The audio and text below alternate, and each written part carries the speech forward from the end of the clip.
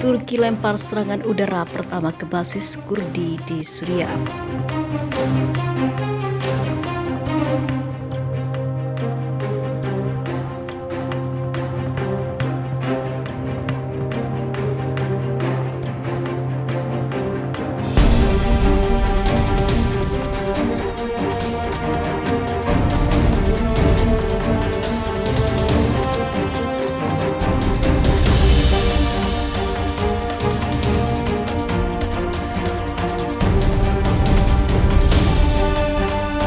Turki melancarkan serangan udara pertamanya dalam 17 bulan terakhir ke basis Kurdi di Suriah pada Sabtu 20 Maret malam waktu setempat.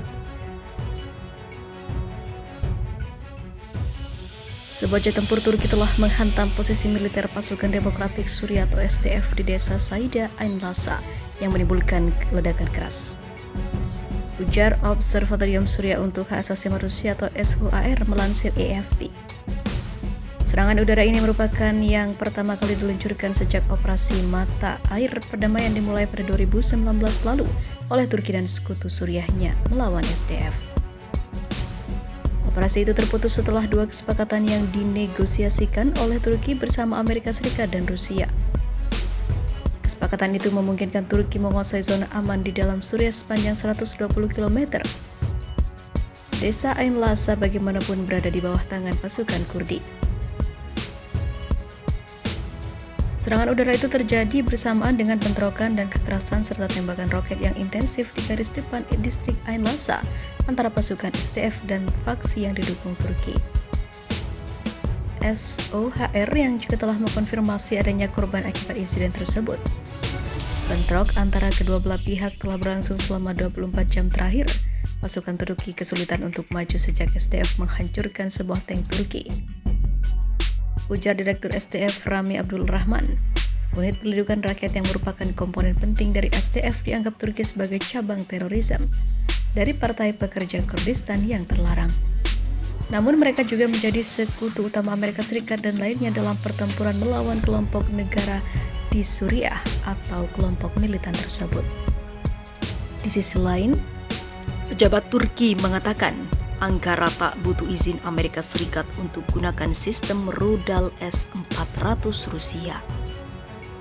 Juru bicara Komite Pertahanan Parlemen Turki Murat Baybatur mengatakan Ankara tidak memerlukan izin Amerika Serikat atau siapapun untuk menggunakan sistem pertahanan rudal S-400 beruang merah yang dibelinya.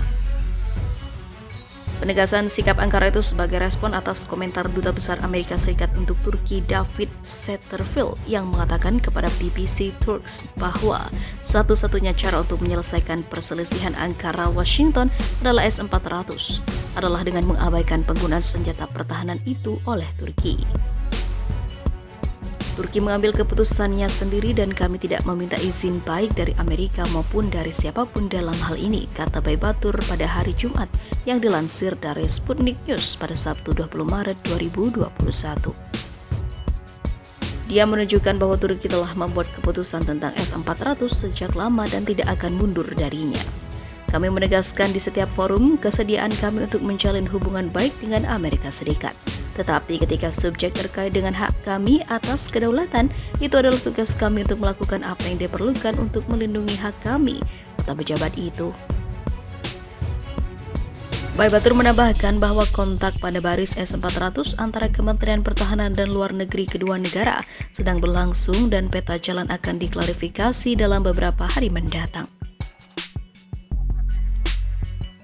Amerika Serikat bersikeras bahwa sistem S-400 tidak kompatibel dengan program jet tempur Sulaiman F-35 Amerika Serikat, serta sistem NATO lainnya. Menurut Washington, Rusia diduga dapat menggunakan sistem tersebut untuk mengumpulkan informasi tentang kemampuan canggih pesawat Amerika Serikat. Ankara sebaliknya mengatakan bahwa sistem pertahanan udara itu tidak akan membahayakan keamanan NATO karena tidak akan diintegrasikan ke dalam sistem aliansi. Presiden Turki Recep Tayyip Erdogan juga telah menyatakan bahwa pembelian pertahanan udara S-400 adalah masalah kedaulatan Ankara dan tidak akan meminta izin Washington untuk menerima sistem S-400 baru dari Rusia. Pada Desember 2020, pemerintah Trump menjatuhkan sanksi terhadap Ankara di bawah Undang-Undang Melawan Musuh Amerika melalui sanksi CAATSA. Sanksi tersebut menargetkan 4 afiliasi presidensi industri pertahanan Turki, termasuk kepalanya Ismail Demir. Belakangan, sekarang Menteri Negeri Amerika Serikat Antony Blinken berjanji untuk melihat dampak dari sanksi yang ada dan menentukan apakah masih ada lagi yang perlu dilakukan. Pembelian sistem pertahanan udara Rusia dan Ankara telah menjadi titik pertikaian dalam hubungan Amerika Serikat-Turki sejak Juli 2019. Washington menuntut agar Ankara menolak kesepakatan itu, mengancam akan membatalkan pengiriman pesawat tempur F-35.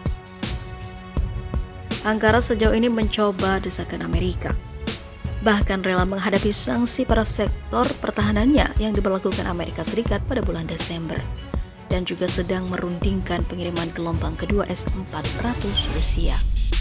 Sementara itu, ribuan orang Israel penuhi jalanan ajukan protes di luar kediaman resmi Perdana Menteri Benjamin Netanyahu. Para demonstran menyerukan penggulingan Benjamin Netanyahu menjelang pemilihan parlemen pada Selasa 23 Maret 2021. Aksi protes yang terjadi setiap minggu terhadap Benjamin Netanyahu telah berlangsung selama 9 bulan. Namun para pengunjuk rasa telah kehilangan kekuatan dalam beberapa bulan terakhir karena cuaca musim dingin dan setelah pemilihan awal diumumkan. Tepatnya pada bulan Desember 2020 lalu, unjuk rasa pada Sabtu 20 Maret 2021 malam di Yerusalem Tengah adalah aksi yang terbesar dalam beberapa bulan ini. Gerakan protes itu terjadi sebagai bentuk ketidakpercayaan masyarakat terhadap Benjamin Netanyahu. Mereka menilai dia tidak bisa menjabat sebagai Perdana Menteri saat tengah diadili karena berbagai tuduhan korupsi. Di sisi lain, banyak juga para demonstran yang keberatan dengan penanganannya terhadap krisis COVID-19. Jajak pendapat memperkirakan pemilihan akan berjalan secara ketat pada Selasa 23 Maret 2021 mendatang. Benjamin Netanyahu serta sekutu agama dan nasionalisnya berjuang untuk mendapatkan mayoritas kursi di 120 anggota Knesset atau parlemen. Dikabarkan The Guardian, Benjamin Netanyahu mengandalkan kampanye vaksinasi yang sangat sukses untuk mendorongnya menuju kemenangan dalam pemilihan. Sekitar 3/4 populasi orang dewasa di negara itu telah divaksinasi dalam waktu kurang dari 3 bulan dan ekonomi telah dibuka kembali dalam beberapa pekan terakhir. Tetapi lebih dari 6.000 orang Israel telah meninggal karena COVID-19. Ekonomi telah terpukul oleh penguncian berulang kali dan pengangguran berada dalam angka 2 digit.